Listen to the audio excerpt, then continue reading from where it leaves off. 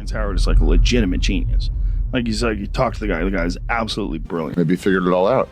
I think he got high as on DMT. That's what it sounds like. He's talking about figured it all out. Yeah, it does sound like that, right? 100%. Yeah. Yeah, it all makes sense. Like, but the inability to explain it, just kind of like it's all connected. But he was not explaining it very well, but very articulately. Like he was using, it wasn't like nonsense talk. Right. He was like, oh, this is like shockingly coherent for a ridiculous thing to say. Throughout the interview, Rogan expressed his agreement with Howard on several points, particularly on the importance of questioning established norms and the potential benefits of integrating traditional wisdom with modern science. Rogan's platform becomes a space where controversial beliefs are not just aired, but examined through a lens of genuine curiosity and open-minded engagement. Eventually tried to do it 80. I did it 6 years old because I had been working on it perhaps from a past life. We know that energy does not die. Energy just reboots itself and reboots itself. So we are eternal. As the moon cast an enigmatic glow over the city, Terrance Howard emerged from the shadows, ready to unveil a trove of hidden knowledge that could reshape destinies. If you lose that little spark that kept you motivated, that little piece, like this is my vocation. I love acting half the time, but there's some downfalls of it. You know, a lot of actors end up with personality identity crisis and conflicts because you have so many characters you're playing. And if you really commit to the characters, you become like a piece of clothing and your body becomes what they put on. And the character has a tendency of wanting to own you. They don't let go. What you saw in Anthony Hopkins and Hannibal Lecter, that monster lives in him. That's why we believed it. He had to tap into something very ugly in our human nature sometimes. And as an actor, sometimes I tap into beautiful things. But like with Lucius, and the character I play with Lucius, his life is filled with turmoil. So 90% of the day I'm walking around carrying his turmoil and also the turmoil from me and my own family. And then how do you have time to really bring yourself back to who you are? Because that's the most important thing. That's the thing that's going to bother you more than anything else. You will look at yourself one day and you won't know who you are because you don't remember who you were. You know, sometime along the way, or maybe at 13 or 14, we let go of the little person that kept us going. That little person that was always there, I got you, man, I'm here, I got you, don't go in there, I ain't going in there. That person, when we get about 13 or 14, we get embarrassed of him. And we push him aside and we don't listen to him anymore. And he's always knocking.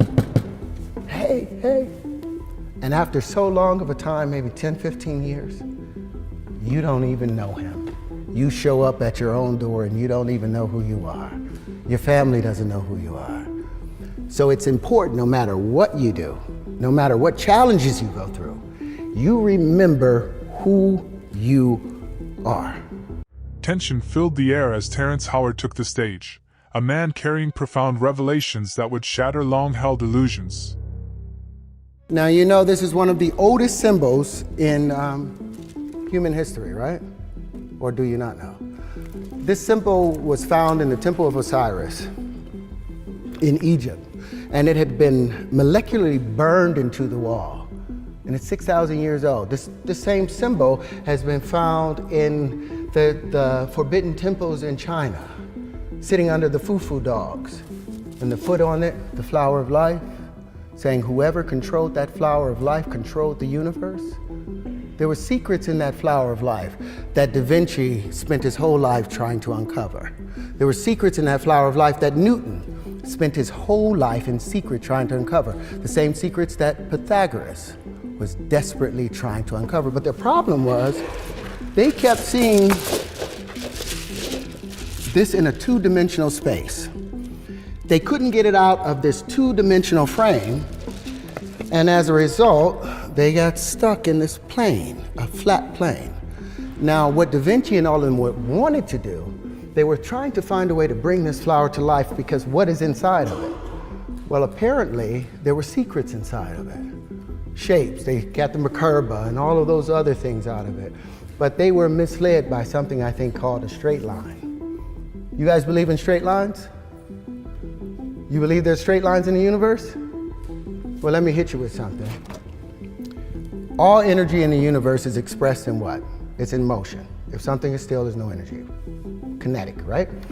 All motion is expressed in what? You look at galaxies, are they expressed in straight lines? Expressed in vortices. All vortices are expressed in what? Waves. All waves are curved. Show me a straight line in nature. You show me where the platonic solids come from. Where do they have their foundations in our universe?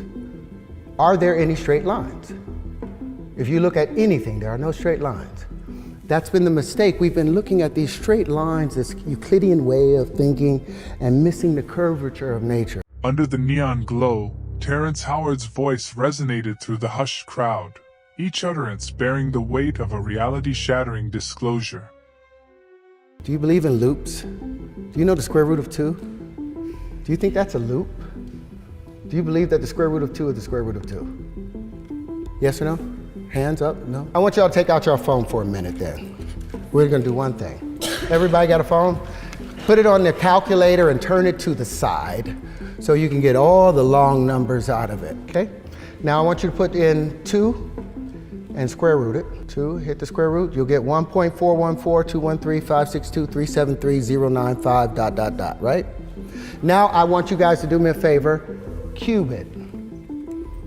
It'll see right over there, it'll be x to the 3. Can y'all do it?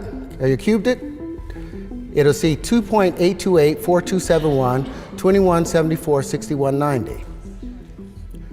Now that makes sense. I want you guys to do me a favor, divide it by 2. Got that number? Cube it again, divide it by 2, cube it again, and I want you to do that until the end of your lives. And that number will still come up with 2.828427121746190. Any other number that you, above 2, that you put in and you cube and you square, cube and square and divide by 2, by the 6th operation, it has moved into an exponential number that you can't even imagine. Any number below 2 that you do that same operation with, it will go into an exponentially small matter and number. This is what we call a loop. It is illogical, it doesn't make sense, and it does not make math make sense. So these are some things that I'm bringing to the fore and that I would like to question. I would like to audit the math, the world of mathematics, and I would like to audit how we view the platonic solids, because I think the new wave conjugations will tell a better story of how our world works. In a secretive gathering, Terrance Howard imparted clandestine wisdom to a select few, his words igniting a storm of paradigm-shifting ideas. Away from our sun at 6 inches a year. You guys know that. 15 centimeters a year, our planet is pushing away from the sun. So in less than 500 million years, our planet will be out of the Goldilocks zone. We'll be somewhere near where Mars is, somewhere halfway between there. So life will not be able to be sustained on this planet anymore. So if we're going to be able to sustain ourselves as a species, we have to become interstellar. Not just interplanetary, you have to become interstellar. But with approximations, you cannot become interstellar. You cannot become interstellar with a point that will take you all the way over here with a straight line when the actual event is taking place over here. When you're going 600 quadrillion miles, you can't make a mistake. You need precision, and that's what the math is about. These pieces predict the natural distribution of matter and the distribution of where you can find yourself in that space, and I'm confident behind it. For 40 years I've worked on this, and I think it's ready. So I've sat also at lunch, basically trying to get my head around this, and also was very, very, very skeptical, and I put my hands up and say that.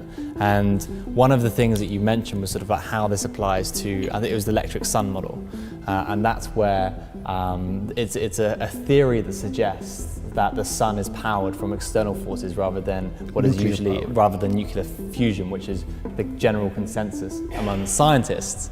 And the reason for that is because there's not a production there's no evidence to suggest that the byproduct neutrinos are there. And the neutrinos what Terrance is trying to prove, I think, is that because the fact that you can't detect whether neutrinos are there or not, there must be another way in which they're powered.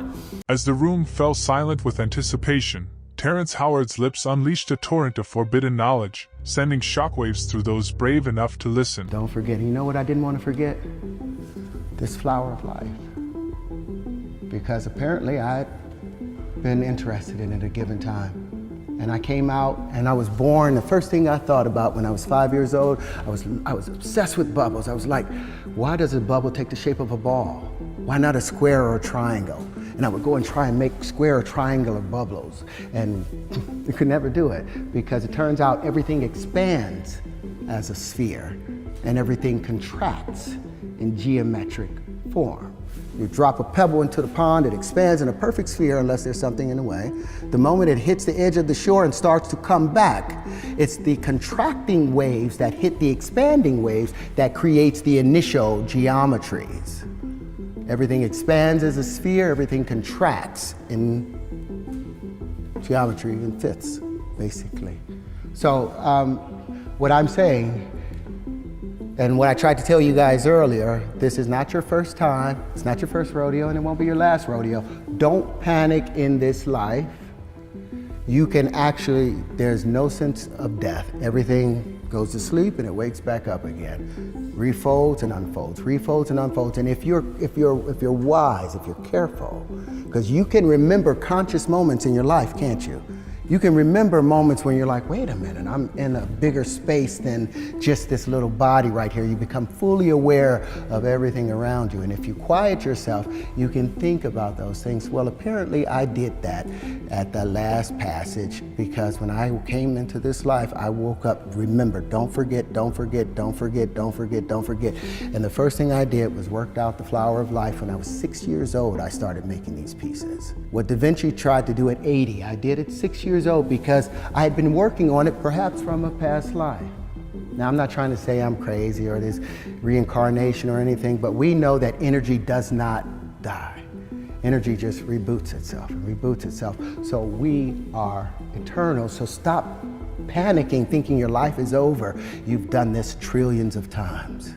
Amidst the flickering candlelight, Terrance Howard's confessions pierced the veil of darkness, unraveling a tapestry of secrets long hidden from generations past. But my question actually has to do with your numbers theory. So if by your logic you say 1 times 1 equals 2, are you insinuating that 1 times 0 then equals 1? Equals 1. Well, that's what we were saying with the identity principle, the identity property. It says that 1 times nothing equals nothing. Something, so now you have the laws of physics have to now adjust because something just disappeared. Conservation of energy, energy can't be created or destroyed. So if 1 times 0 equals 0, then what happened to the energy of the 1? Isn't that the same problem that Stephen Hawking was talking about with the event horizon and the information going in and still being present, that conflict that was started? Well, that's because of the math. The principles in the math are not founded on truth. It's not founded on substance.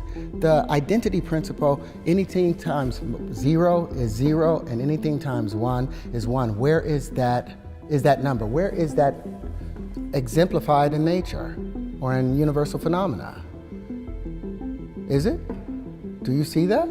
So then, are you saying that 1 times 5 would be 6? Yes. Well, what does it say in the associative and commutative thing? So you're if A and B proposing- are positive integers, it says if A and B are positive integers, A is to be added to itself as many times as is indicated by units in B.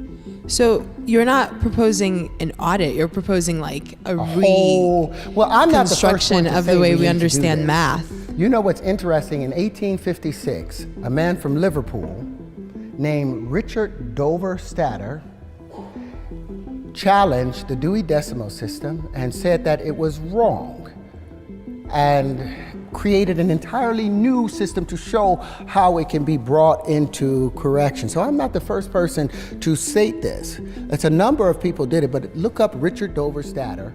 Try and find him. You won't find him because he's been erased from history almost. Your view on consciousness and energy sounds very similar to what Dr. Robert Lanza proposes in biocentrism. So that may be of interest to you if you haven't read that text. But about 5 years ago, you spoke about harmonic wave sequencing and how that could Harmonic wave resequencing, and how that could possibly solve cancer or genetic ailments within the next 5 years. I think that was about 5 years ago. So is there much progress on that? And how do you propose that this resequencing would actually recode people's genetics in order to prevent them from getting these ailments? Simple. Our DNA is made up of what? 5 elements, right? Hydrogen, carbon, nitrogen, phosphorus, and oxygen. Do you know how they're arranged? The phosphorus sits right here in the middle, and you've got 4 oxygen atoms surrounding it. Then there's another phosphorus, 2 more oxygen atoms. Now these are the legs of that double helix. These are the legs. Now the latter steps on it, they become the adenine, the guanine, the cytosine, and thymine, the ATCGs. It turns out hydrogen, they used to think that energy, the body transferred or understood the energy information through electricity. They're finding out it's through frequency. Well, guess what hydrogen sounds like? It's a key of E. Guess what, and it's the color yellow. That's what proper physics gets you to. Oxygen is a chartreuse, and it's the key of F over F sharp. Now they used to, like I said, information used to be thought about as just electrical information passing on. But I've got a question for you. Have you ever been at a party with some of your friends you ain't seen in 10 years, but y'all was like 14, you hung out and there's a song that came on and you was like, and everybody got up and was live at that moment. Now say 10 years later you got a friend with you. He's a good guy, but he wasn't there when me and my boys formed this. So when that song comes on, our DNA tightens. There's a particular song, a scale in the genomes for each and every one of us. Now, when that song is played, when your particular prime resonant frequency is played, guess what happens? Your DNA celebrates and tightens. Everything else gets pushed out. Harmonic wave resequencing. The carbon is also the key of E and yellow. Nitrogen is G. And all these play a song. So say that the F over F sharps of the oxygen, the green, is only hitting at an F. Why? Because there's another frequency coming in from a generator over there. That's changing and causing it to change. So this F now hits the oxygen. And when it hits, the F hits the carbon, so instead of hitting as an F sharp, it hits as an F, so when it hits the carbon at an E, it doesn't hit it quite right, so the domino don't file right. So the next domino hits wrong. And so now we have malformation happening within our DNA because the frequencies are being pushed off. But when we hear our tone, we tighten back up.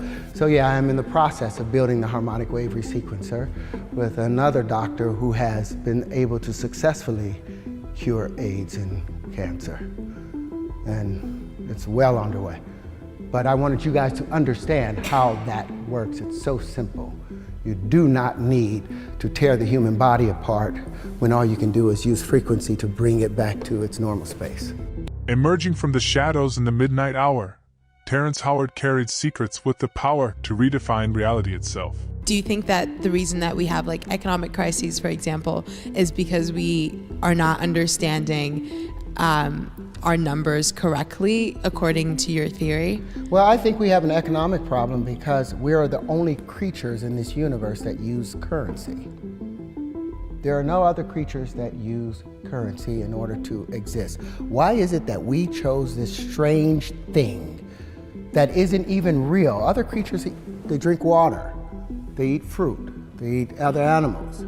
We exchange with currency, and our system of exchanging with currency is flawed because of greed. There's not like if 1 times 1 equals 2, we've got an equilibrium of balance. 1 times 1 equals 1, you've got loss. When 1 times 1 equals 3 or more, you're talking about over unity and supersymmetry. And that's how you get the universe to work for you. Instead of using just the solar voltaics off of it, you also use the piezoelectric effects of it. You use other things to make greater unity. But 1 times 1 equaling 1, when it could also equal a pound times a pound equaling a pound, when it could also equal $4 or $10 or $100, does that make sense to you? Do you think the banks are abusing that? What's a quarter times a quarter? If I ask anybody in this room, what's a quarter times a quarter? That's 25 times 25. The computer will the calculator will tell you it's 6.25 cents. But we know 25 pence times 25 pence is 625 pence. That's 6 pounds and 25 pence, but the computer or the banks only have to give you 6.25 cents reference for it. Or let's say you put a dime times a dime. Let me get this out. Say you take a dime times a dime. You put that in your calculator, it says 1 cent. 0.10 times 0.10 is 1 cent. But we know a dime times a dime is a whole dollar. But the banks gives us money based on that evaluation. Is that fair? And I might get shot about talking about this right now, but I've got a book coming out called Does a dollar times a dollar equal a dollar, or does a dollar times a dollar equal $2? And in the process, not only do I explain the death of the Platonic solids, but I also introduce the new Terrance wave conjugations that replace this Euclidean way of life and gives us a three-dimensional way of seeing the world. The moonlit alley reverberated with the weight of Terrance Howard's revelation, a clandestine truth veiled in the depths of his enigmatic mind. That's what I'm saying. Do you want to see the world in 2D or do you want to see it in 3D? Because our math right now is 2D. Our math is black and white and stick figures. I want the world in multicolor, spectral vision. So you're saying 1 pound times 1 pound is equal to 2 pounds. But it's 1 pound squared, which doesn't make any sense because you've got a squared unit. Squared. 1 pound squared. Can you divide pounds? Can you divide money? If you can divide it, you can multiply it. All these things that I showed you guys, I've patented all these things. You know why I patented them? Because in 1926, a man named Walter Russell wrote a book called The Universal One, and in it he introduced an entirely new periodic table. And there he introduced the 2 heavy water elements, and then plutonium and deuterium. Both of those, all 4 of those elements that had never been discovered, he sent out to 800 different universities in his book. 2 years later, he watched as other people came and got Nobel Prizes for his work. Why? Because he didn't patent it. He didn't copyright it. So I copywrote all these things and patented all these things before bringing them to you. They are true, and I think there's some value to them. The money there's nothing wrong with the money, but how we deal with the money. But if you can divide money, you can multiply it. It works hand in hand. Or you can't see that. You can't see dividing money? It's a matter of definition. If you define, it's a matter of definition. A pound squared is not a unit defined. A pound squared? If you multiply by mathematical convention, if you multiply 1 pound by 1 pound, same as if you multiply 1 meter by 1 meter, it should be 1 pound squared or 1 square meter. It becomes 2. Why does it become 1 pound squared is 2, isn't it? Now, if you look at remember what I just said about the associative and the commutative laws. It says A is to be added to itself as many times as its units in B. And the only thing that prevents that is the identity element that sits up and says, no, the Jim Crow law sits. Black people sit in the back of the bus because that's what the law says, without even having a foundation for it. 1 times any number is that number without a foundation, with no principle. It just says it. But if you go by your logic and you say 1 times 1 is 2, 1 times 2 is 3, and then how would you define 2 times 4? Is that stays? All that remains the same. Anything with 1, just add 1. The first rule of multiplication. Okay, then where's the difference between addition and multiplication? Well, multiplication is what? Exaggerated addition.